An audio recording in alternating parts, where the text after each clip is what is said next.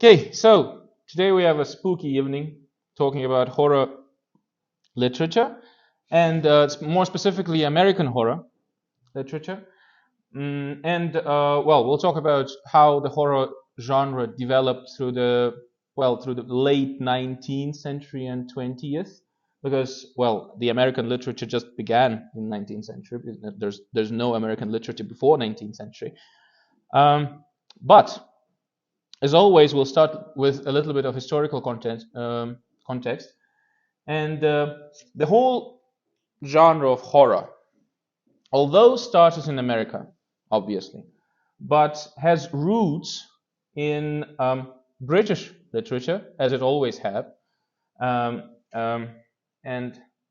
specifically in the genre of Gothic fiction or Gothic novel, as we call it. And the first person to begin the Gothic novel genre was the Earl of Orford, by the name of Horace Walpole, and he was a statesman. He was a parliament member, etc., in Britain, and he began the era that we today call the Gothic Revival. This is the fashion culture, let's say, in the mid-19th century that was focused on the revival of Gothic architecture in the first place. And he was a fan of Gothic architecture, and he couldn't stand the modern, that 19th century modern architecture. So he gathered some of his compatriots, and he was collecting money to revive that Gothic style in architecture. And then he wrote a book. Here is the Horace Walpole. He wrote a book, The Castle of Otranto, and he coined that term in literature, a Gothic story. There was no Gothic stories before Horace Walpole in that term specifically. So he coined that term, and after him, the whole generation of young authors began to write in that genre, specific genre. And it's very funny how it affected only young people, because the three main examples, or the three main figures in Gothic genre of the late 19th century, or the late 18th century, and the beginning of 19th century, are all young authors. For example, Anne Radcliffe, the British author, she was 25 when she first wrote her book, The Castles of Athlin and Dunbayne, which was the beginning of the genre, a subgenre of horror that we today know as a haunted house, or haunted mansion. Back in that day, it was called the haunted castle, of course. And it's funny how things that we today consider to be very common. Like, I think we got fed up with the concept of haunted house, because almost every single horror film is about that thing. Almost every horror author today writes about that thing, and we today even have some castles, mansions, mental asylums, etc., that people consider to be real haunted mansions, and visit there at night specifically to see the ghosts and apparitions, etc. So, but Anne Radcliffe was the first one to coin that thing, to put that into the genre, to create that specific subgenre of haunted house or haunted castle back in that day. But her most well-known and popular book was The Mysteries of Udolpho, again, the Castle of Udolpho, and it tells the story of, again, the family. They visit the castle of Udolpho, of course, and they see some of the ghosts, some of the apparitions, and they deal with their psychological issues because of that, of course. And the thing is that the early 19th century was called a Romantic era, and the Romantic era is considered to be a very optimistic era in literature and culture. And the thing is that all the books that were written in that time were very optimistic, and they had the happy ending always. For example, in the Castle of in the Mysteries of Udolpho, the heroine well, she escapes the castle, obviously, because it's the happy ending. And then not only she escapes that, when she comes home, she finds herself to be the owner or the heir of the huge fortune. Yeah. So the thing is that, like, yeah, this is funny that, again, today we got fed up with happy endings. We want to see some gruesome stories. We want to see a character and a main hero, a heroine, I don't know, die or lose their sanity or something. Yeah. But in Romantic era and in most of the Gothic novels, the heroes and heroines, and by the way, there are a lot of women characters there. They find themselves at the end to be very happy. Yeah, finding their true love, or owning some of the fortunes of their family, etc., etc. Not only escaping the ghost castle. The next very prolific and very famous back at that time, today unfortunately not well known, follower of Horace Walpole, also very young when he wrote and when he was writing his first books, was Matthew Lewis. And he wrote his nickname, by the way, was the Monk, because he wrote the story The Monk. But this is not the classic happy ending story, though. He wrote a book about the monk Ambrosio and his girlfriend Matilda, who was posing herself as the monk, as a male monk. And when she reveals to him her true identity, that she is in fact a woman, she seduces him. She puts him into that sin alley, and at the end, she even sells her soul to the devil, and that story. So she puts him into a very difficult position for the monk.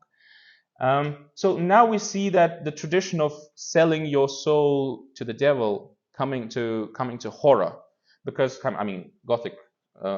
Gothic fiction, because back at that time it was usually a religious, parable-like thing. Yeah, for example, Faustus by Goethe. Yeah, that was a parable. It wasn't a realistic or horror or something story. Yeah, but Matthew Lewis writes it like it's like people are really afraid of it because it's so realistic, and they think, like, oh, that could actually happen. Yeah, that the woman would pretend to be a man in the monastery and then sell her soul to the devil and then drag this poor Ambrosio into the hell, essentially.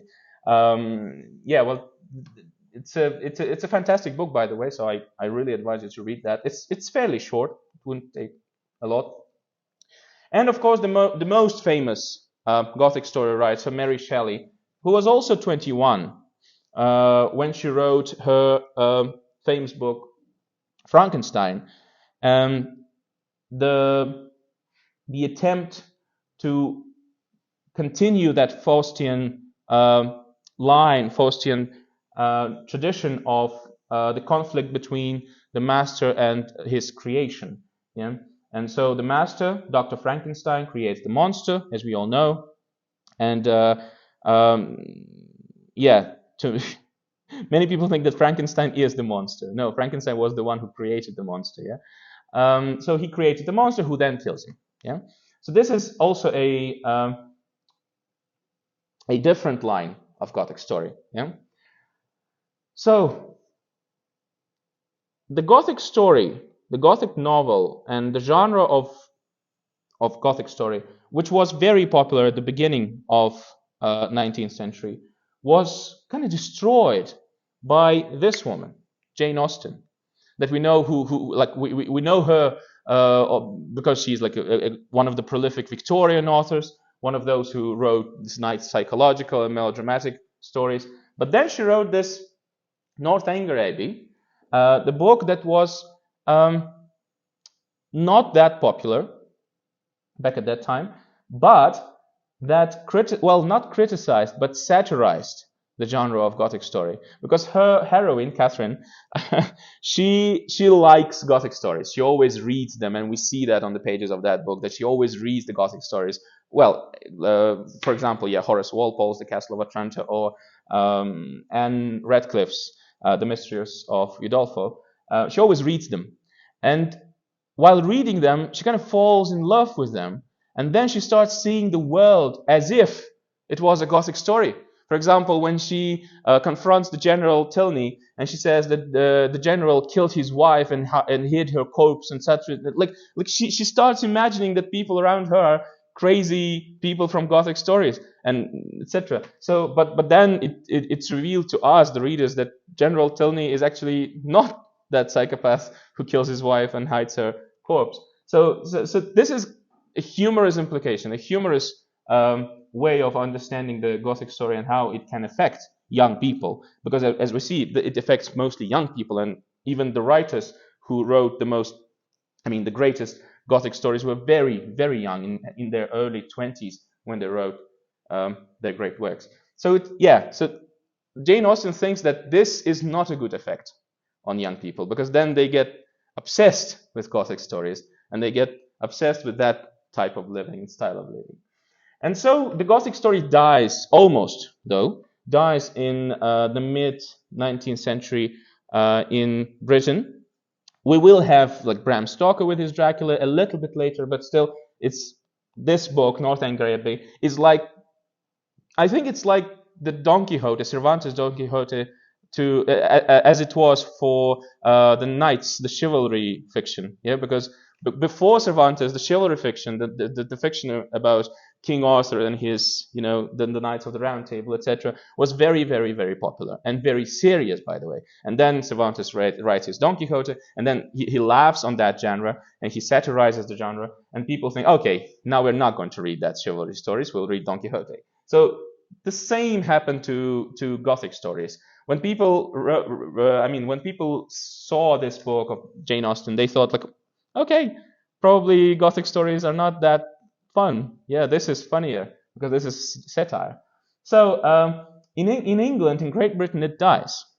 The genre of Gothic story dies, but it travels across the ocean, across the Atlantic, and finds its new apostle, let's say, in Edgar Allan Poe, who we know very well. And Poe started his career in literature mainly as a poet, and many people didn't even know that he wrote some fiction stories about horrors and terrors and everything like that. So he started his career as a poet, and he was a very sophisticated poet. He wrote two great poems, to my own view, Al-Araf and Tamerlane. So he wrote them. They're very, very fine in terms of fine. Yeah, they're done fine. Yeah, fine done poems. They're very sophisticated, as I said. They're very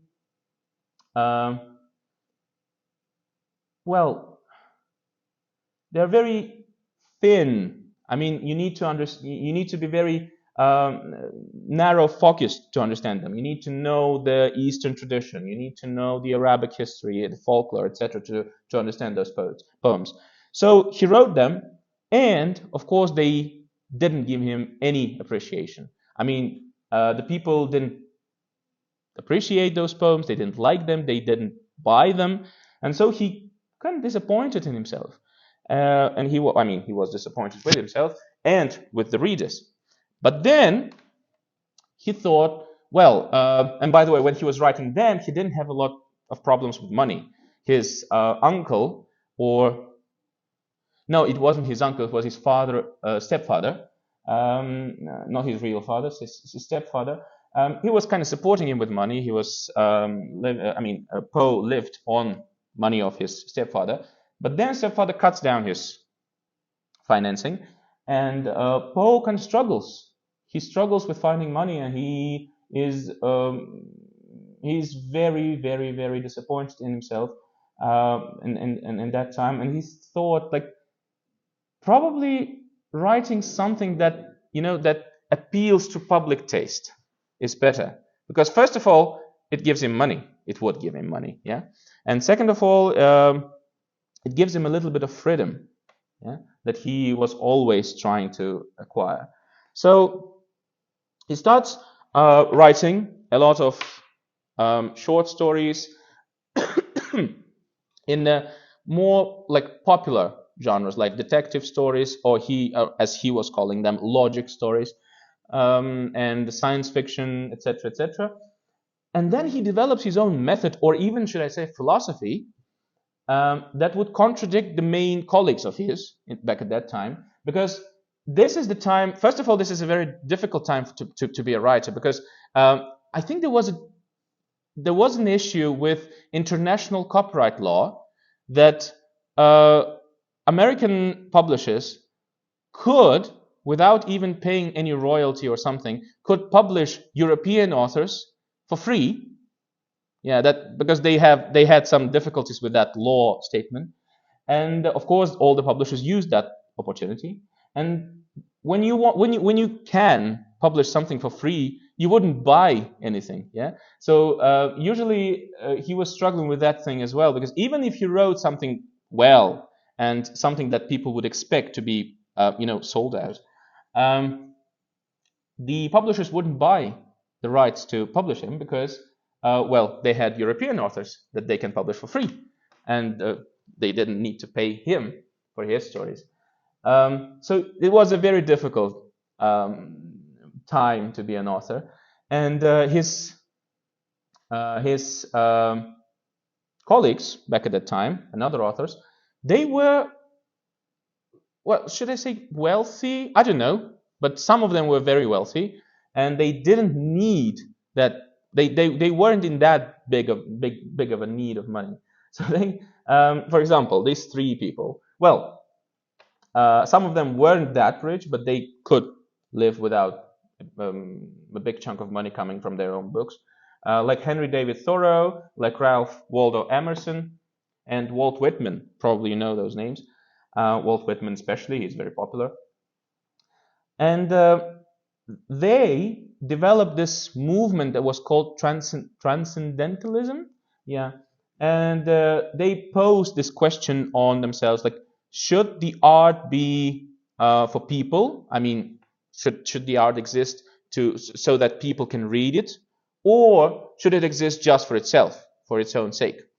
And of course, they were sticking to the second idea, and they were writing because it was great. They were writing very sophisticated, very difficult to understand, very philosophical essays, poems, short stories, novels, etc. Especially, for example, Ralph Waldo Emerson, who was a genius as essayist, but all his books were very difficult to understand by common people, because he was this transcendent human being who always thought about, non-common things. And so Poe develops his own idea that the literature should appeal to the common reader.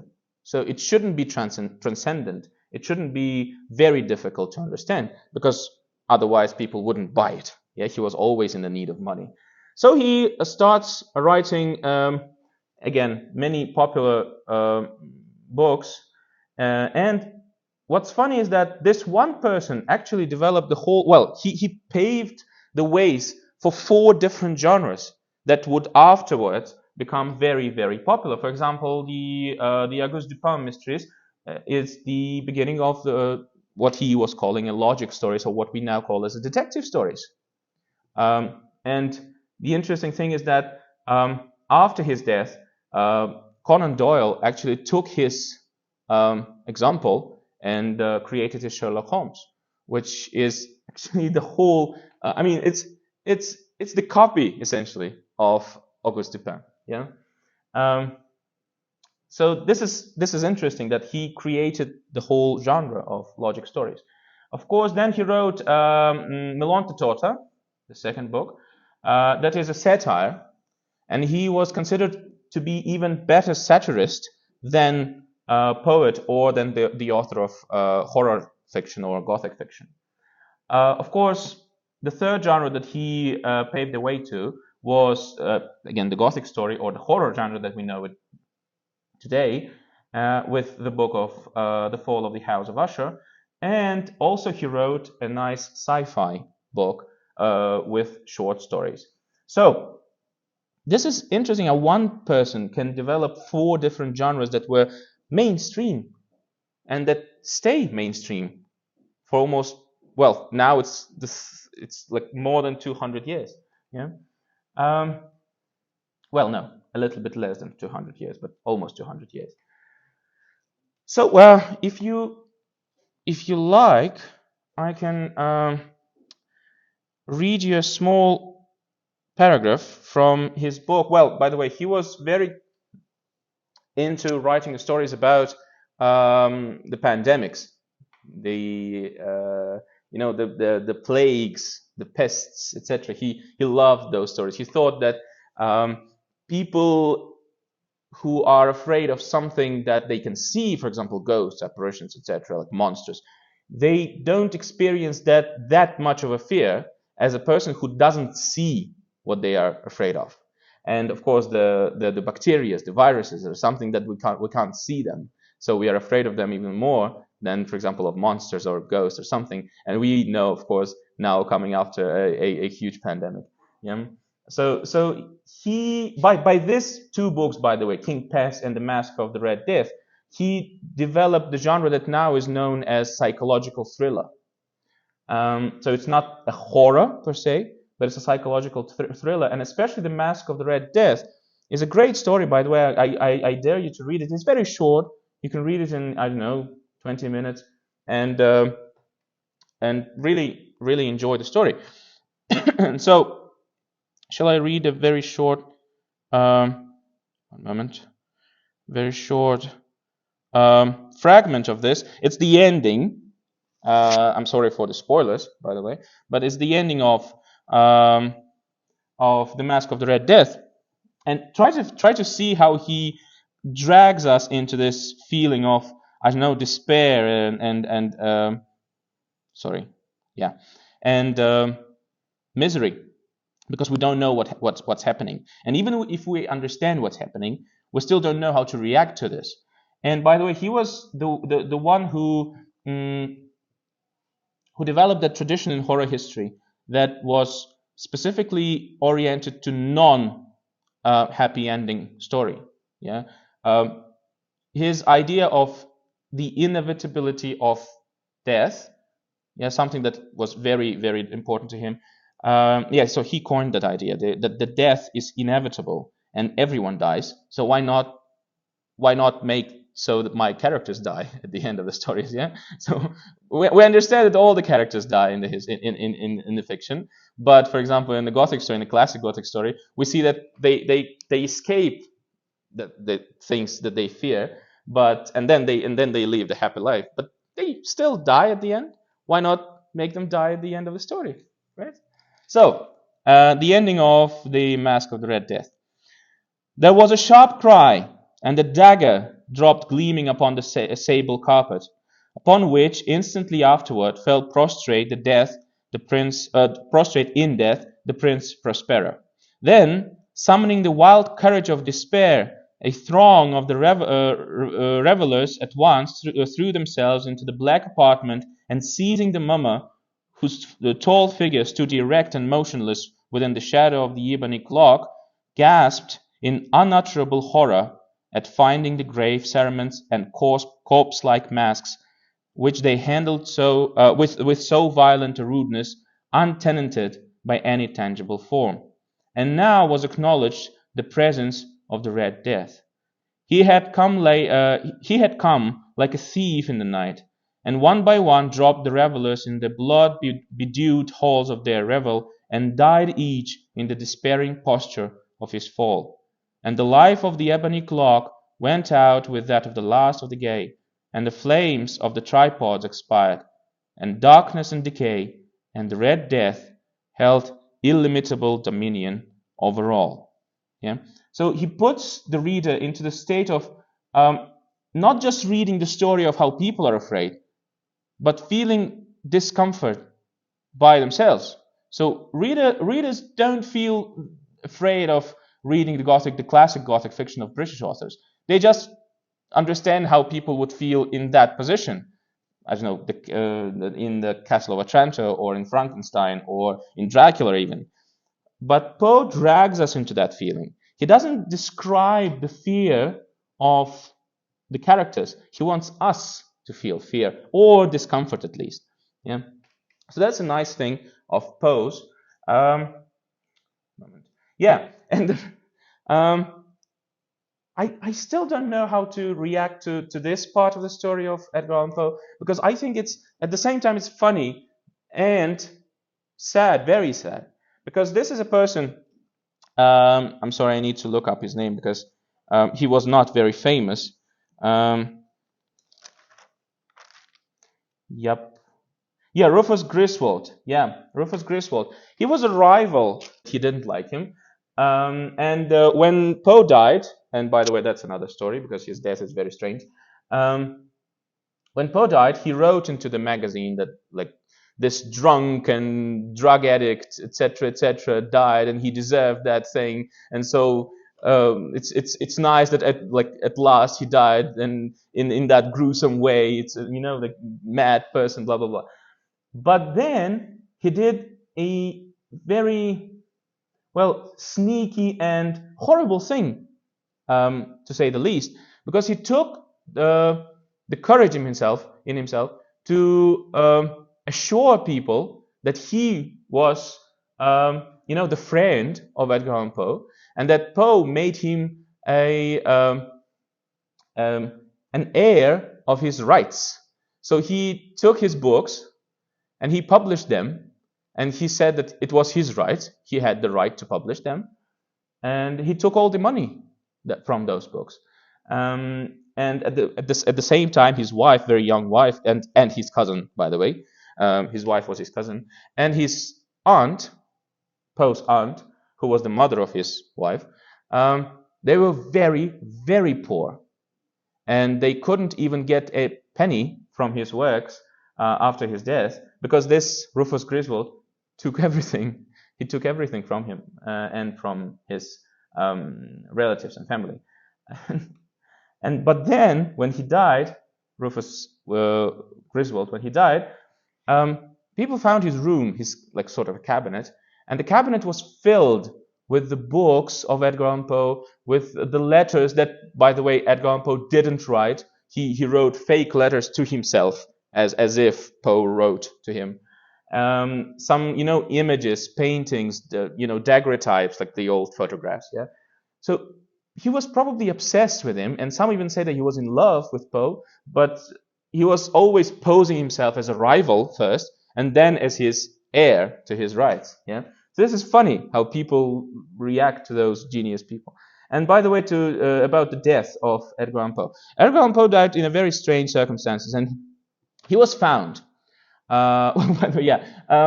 Before the wedding, the celebration of the wedding, they were wed officially. But then his wife, she was very young, much younger than him, around 10 years younger, and she wanted to have a big celebration, of course, as young girls do usually. And so he was, in that state of preparing for that big celebration and big party. And so he took a train and said that he wanted to go to another city or another town to make some preparations for the celebration. And he got lost. And no one knew where he was and what was with him, etc., etc. And after many days or even weeks, his friend and doctor received a telegram that was saying that someone who is naming himself as Edgar Allan Poe, was calling himself as Edgar Allan Poe, in a very distressed condition, drunk, dirty, etc., etc., probably mad because he was mumbling something crazy. He couldn't even, say anything that was adequate. And that friend came, of course, and he was found in Baltimore, which is very far from the place he lived. He came to Baltimore, he took him, and he lived 3 days after that in a hospital, and then he died. Those 3 days, he couldn't say any decent thing. He was always in the state of delirium. He was mumbling something crazy. And so no one knows what happened to him. Why was he found in that condition? And some people would say that probably before that, for many years before that, he was trying to stay sober because he was a heavy drinker when he was young. And then when he married his wife, she asked him to sober up, to not drink that much. So he even joined this, the sobriety society or something like that. The club of people who were trying to escape that bad habit. And so he was he was trying to sober up, and I guess he wasn't drinking for like 2 or something years. And then when he took that train and went away, many people think that like someone around him or someone gave him the opportunity to drink, so probably he just lost his mind. Yeah, probably that could happen, at least. Yeah, that could have happened. Yeah, so yeah, we never know, and we will never know what happened to Poe in his last days, and why did he find himself in that bad condition. But well, he died as a crazy man with the reputation of being a heavy drinker and drug addict. Although many people, of course, except for Rufus Griswold, many people who knew him said that he wasn't that much of a drinker. Yeah, of course, he had that bad habit, but he wasn't that much of a bad drinker. And of course, he wasn't that much of a drug addict. But still, now the reputation of Poe as being a crazy drinker and drug addict still persists. Well, the person who fell into footsteps of Edgar Allan Poe in terms of writing psychological horrors, not just Gothic stories, was Ambrose Bierce, mainly known as a war author. He was writing war stories because he was very active at the time of the Civil War in America between the North and the South, and he saw very disturbing things at that time, and so he spent most of his lifetime, well, as we know of it, writing war stories and the crimes and the heinous things that he saw at that time. For example, one of his stories tells us about this young soldier who fell asleep in a cave or something, and then when he was when he woke up, he saw that figure of the opposite army in the Confederate uniform, a soldier on a horse. Yeah, and so he shot him.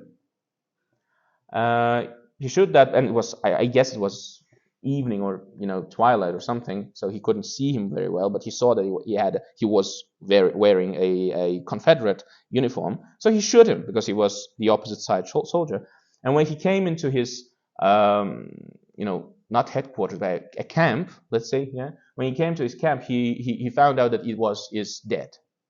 Yeah, so he shoot his own father. Yeah, so something like that. So he was writing about this horrible stories about war and how bad things happened during the war. But then he started writing ghost stories, and that's how we know him. The Way of the Ghosts is a nice book. It's very short, again, and very short novellas, short novels. One moment. No, probably I don't have his stories here. Oh no, I do. Yeah, The Way of Ghosts. And well, if we'll have any extra time, which I doubt, I can read you a very short story. They're really, really short. But Ambrose Bierce coined that thing as that people need to think more when they read. He was thinking about that. It's not always a good thing to explain everything to the reader. Yeah, he was just telling you the half of the story, let's say, and then you need to come up with the ending or with the result or with the conclusion by yourself. So this is a nice thing as well that he coined it. And the funny thing that now most of the people just don't know who Ambrose Bierce was, and they don't read him. And we know Edgar Allan Poe, we know Lovecraft, but we don't know the person who was standing in between. Yeah, because if there wasn't Ambrose Bierce, we wouldn't have Lovecraft, who considered Ambrose Bierce to be the greatest author of his time. Another interesting story of Ambrose Bierce is the way he died as well, as Edgar Allan Poe died in strange conditions, and Ambrose Bierce also. But if with Edgar Allan Poe we know something, at least, with the death of Ambrose Bierce we know nothing. We know nothing what happened to him. He just sent his letter to some of his friends that he wanted to go to Mexico, and then he went to Mexico and vanished. We still don't know what happened. We still don't know. I think we'll never know what happened to him in Mexico. But there is a mystery novel of Mexican writer Carlos Fuentes, which is called the Old Gringo, and he tells us the story about how Ambrose Bierce could have possibly died. Yeah. So this is a mystification story. It's not a true story, but it's the story of how Ambrose Bierce could have lived after he left America and went to Mexico, and how he could have died. So this is a nice mystification story if you'd like to learn more about Ambrose Bierce, which is actually not very apparent when you read the Old Gringo. You don't. Well, it's not very obvious that we are talking about Ambrose Bierce there, but still, when you know, it's funny to read. And yeah. No. We just know that in 1914, I guess, he left to Mexico, and we don't know anything like what happened to him afterwards. No, we know nothing about his life when he left America. When he left America and went to Mexico. Yeah, this is funny. Well, not funny probably for his family, but very funny for us.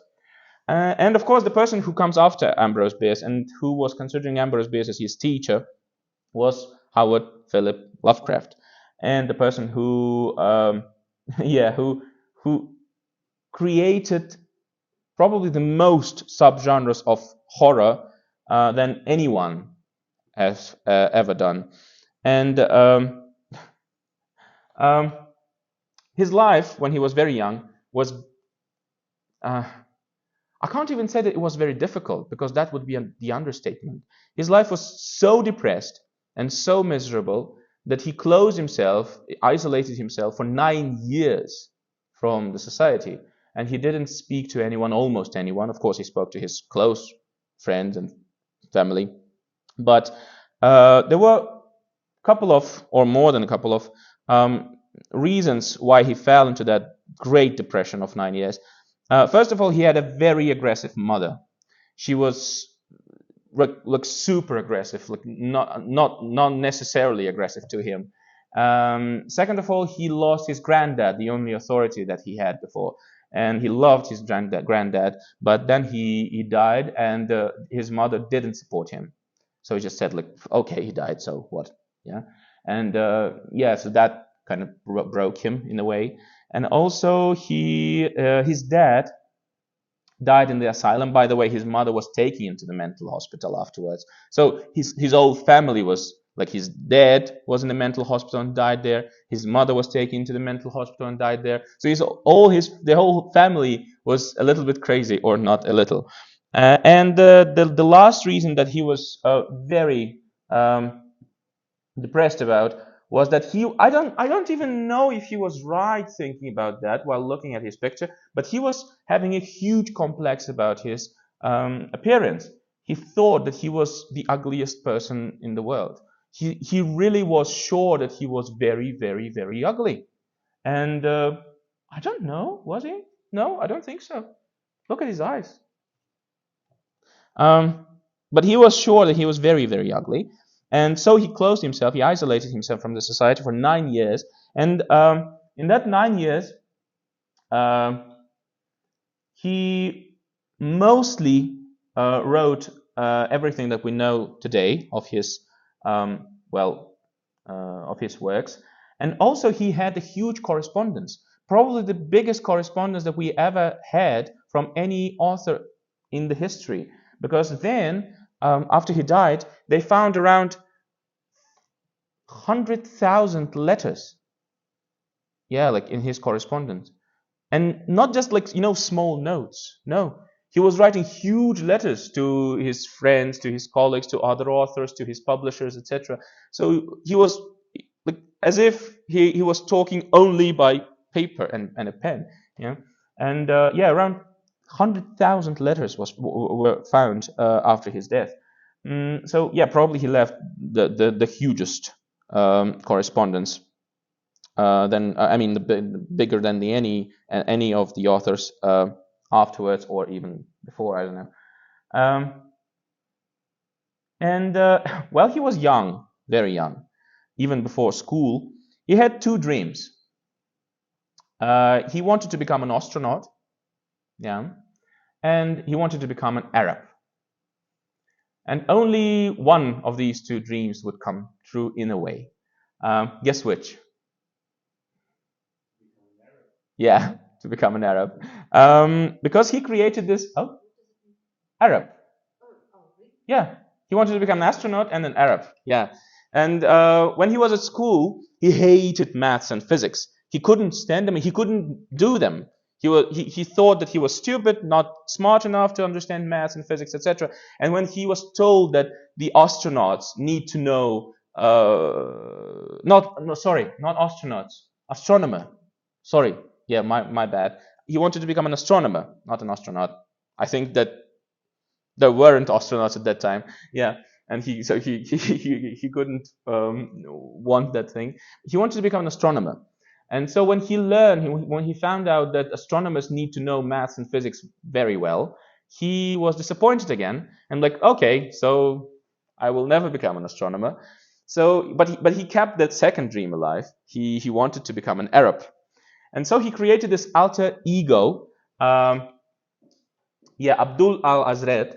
That was his pen name, his pseudonym, and by that name he wrote a book, Necronomicon, that afterwards will become a huge success and will pave a way to all the demonic literature that we have today. Yeah.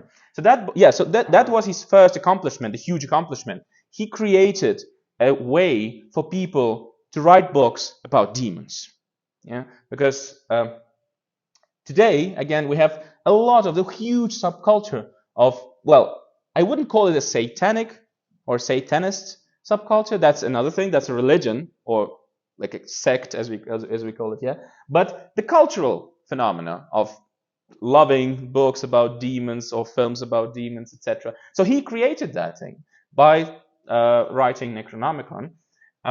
He again mystified that thing because he said that there was an Arabian scientist, Abdul al-Azred, or alchemist, or I don't know, sorcerer, some sort, that really wrote that book of the dead or book of magic, because originally it was called Kitab al-Azif, which is the book of magic, yeah, or the book of sorcery. So he he created that mystery, but it was his writing. It was his book, not Abdul al-Azred's.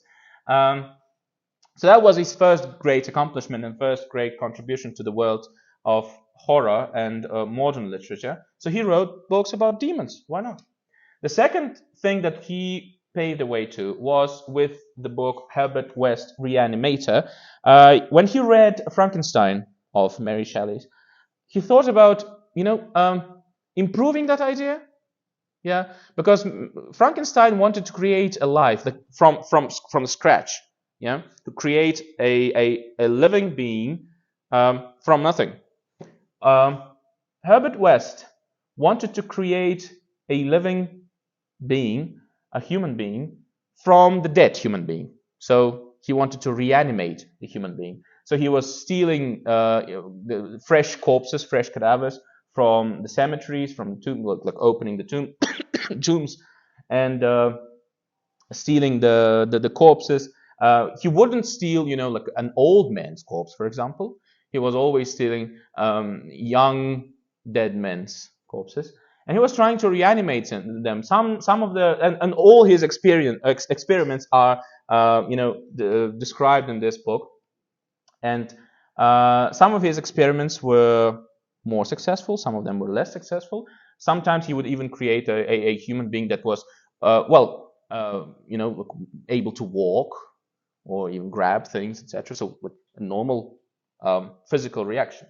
But every time this corpse came to life or was reanimated, they weren't people, of course. They weren't living human beings. As if they lost their soul, yeah, and then just came to life as soulless or mindless human beings. So does it remind you of anything? How can we call those reanimated corpses? The zombie, yeah. So he was the first one to create a zombie literature.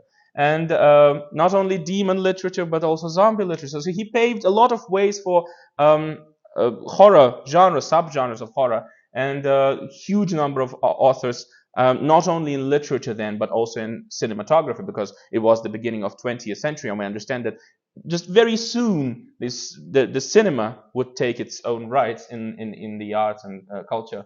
And so he started a huge culture of zombies. Yeah. And after that, George A. Romero, of course, created The Dawn of the Dead, that will begin the huge appreciation and subculture of zombie lovers. But yeah, the start of it, the roots of it would go to Lovecraft's Reanimator. And of course, his most famous thing, the Cthulhu mythos. Well, I'm saying Cthulhu, which is the acceptable way of pronouncing it, but actually the name of this cosmic deity was not meant for people to pronounce. It was not meant for people to say. So the most correct way that I can come up with of saying the word, the name of this deity, is as if you're coughing and spitting and vomiting at the same time, like yeah, something like that. Yeah, people cannot pronounce that name correctly because it's the name of the cosmic deity. It's the name of the god that people can't pronounce.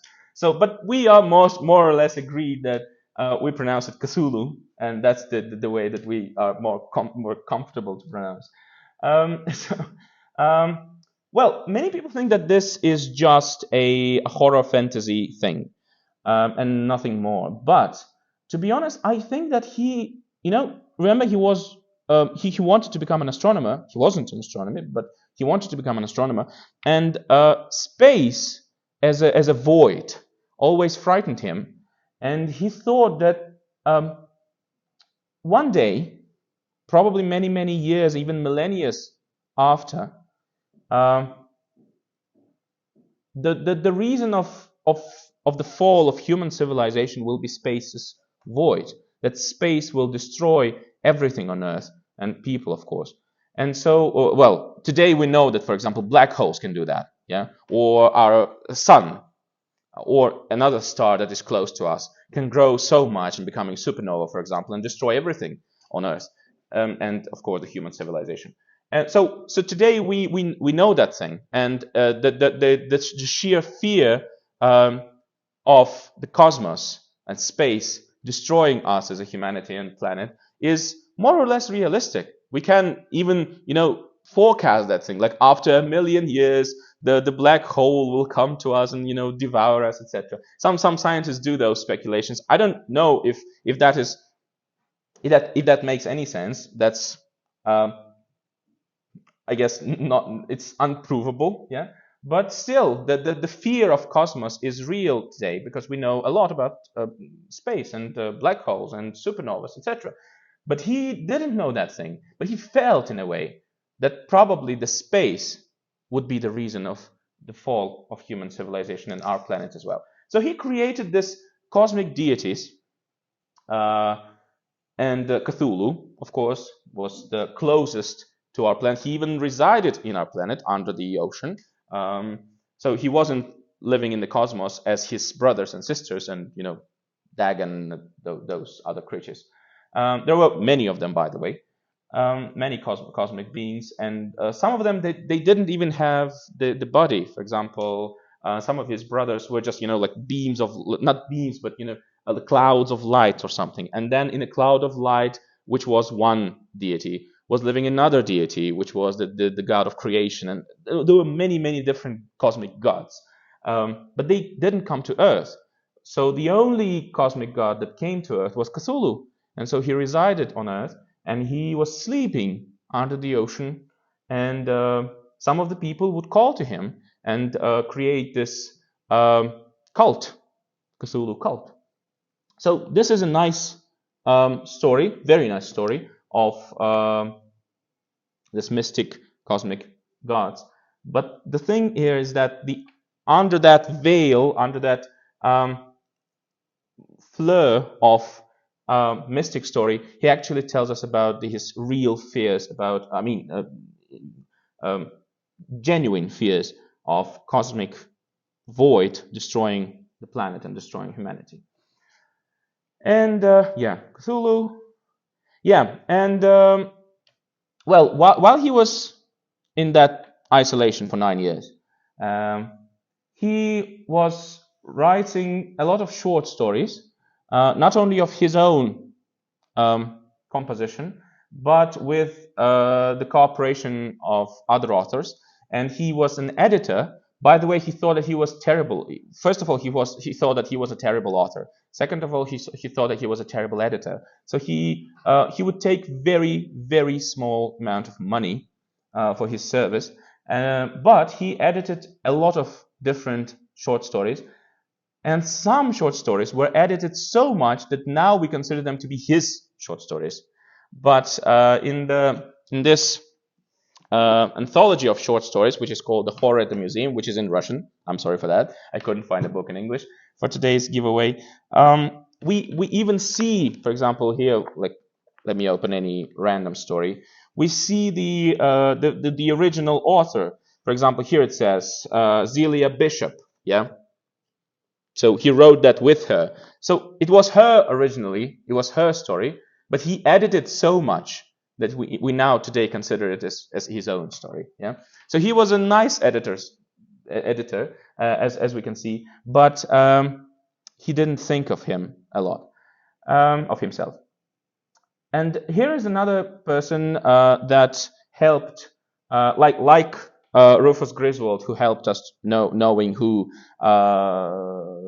Edgar Allan Poe was, because Edgar Allan Poe wasn't published a lot when he was alive, and so was Howard Lovecraft. And here is August Derleth, his friend, who was an editor as well, and who founded the publishing house, which was called Arkham House. And you know where this name leads us. Yeah, Arkham. It leads us to this character.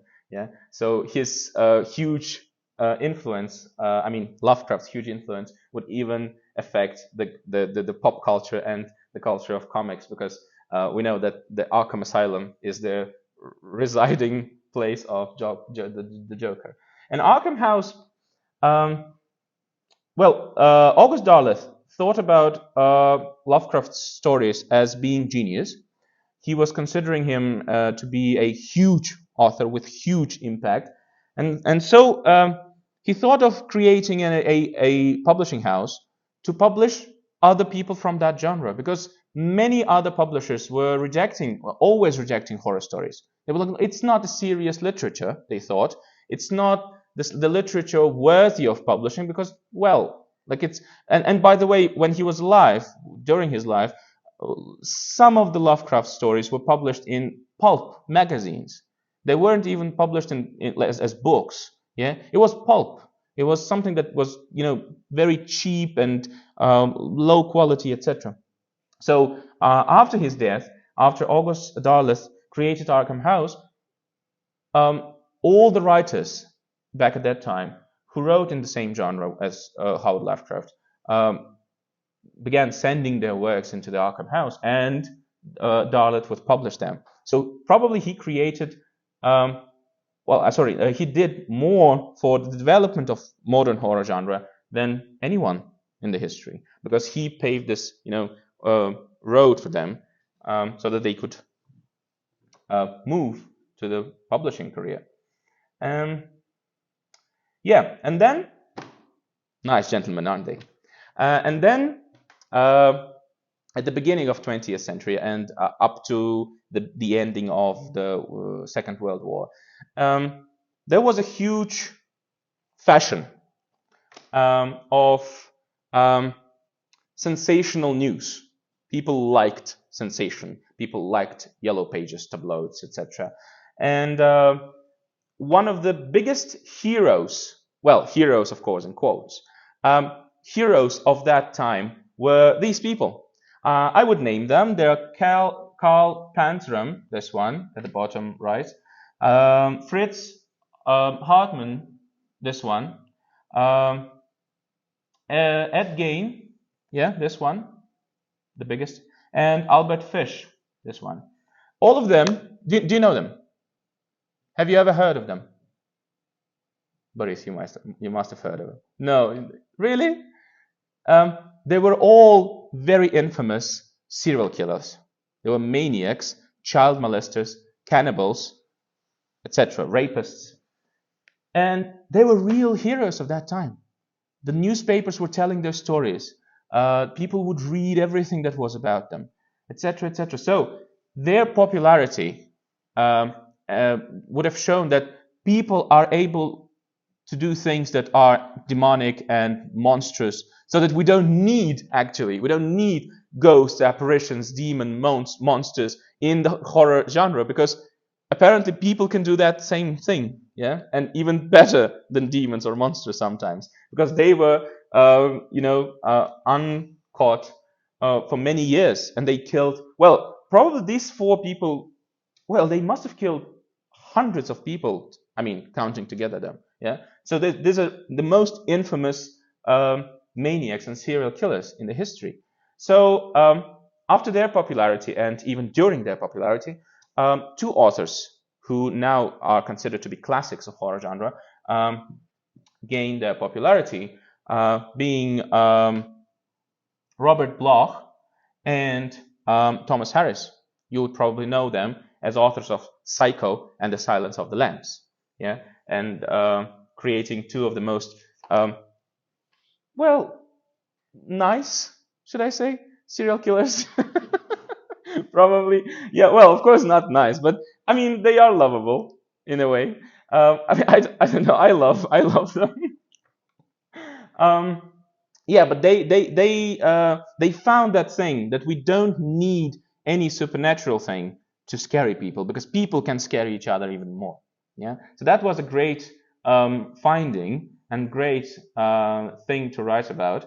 And so, yeah, they pioneered that genre, and now we have a lot of things in that genre. We have a lot of great characters who are serial killers, maniacs, etc. And almost like every 3rd film is about that thing. Yeah, so yeah, this is a very widespread genre today, but they were pioneering it back at that time.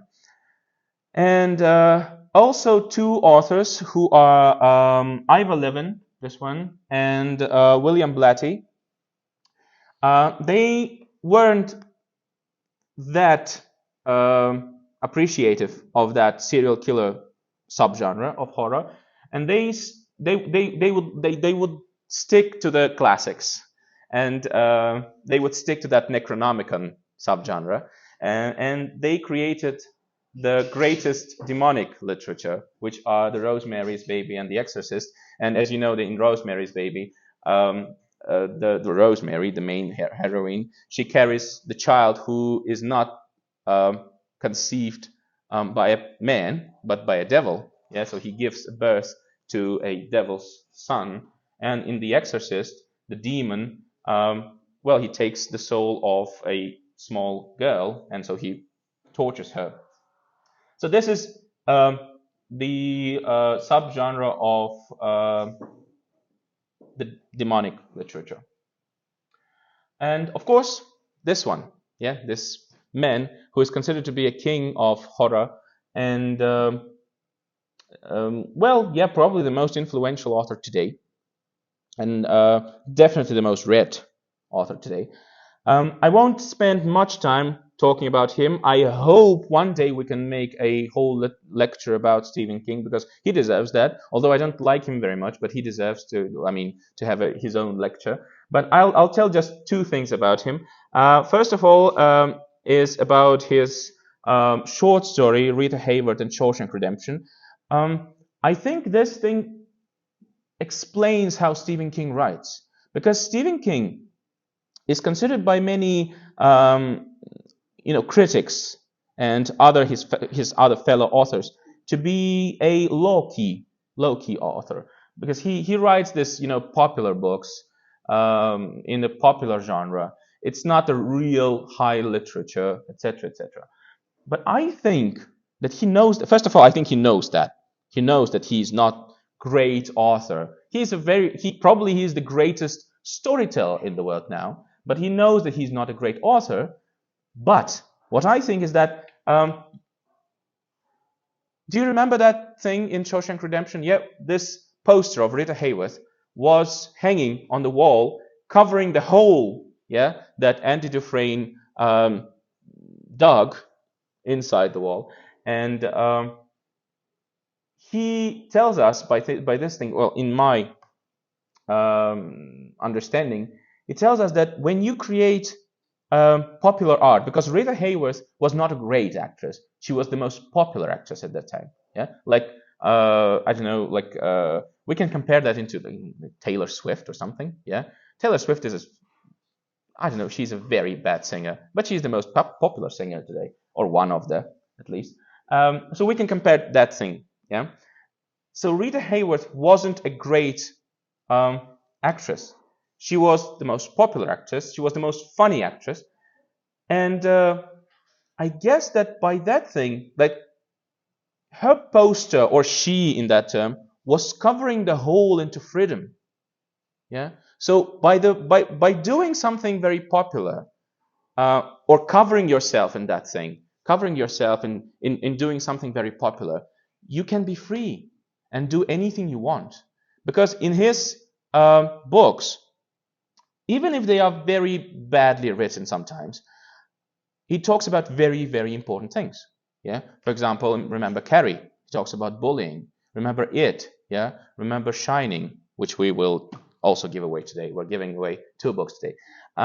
So he talks about very important global, transcendent issues in his books, but he does it in a very popular, simple, understandable way, so that teenagers can understand it, children can understand that, of course.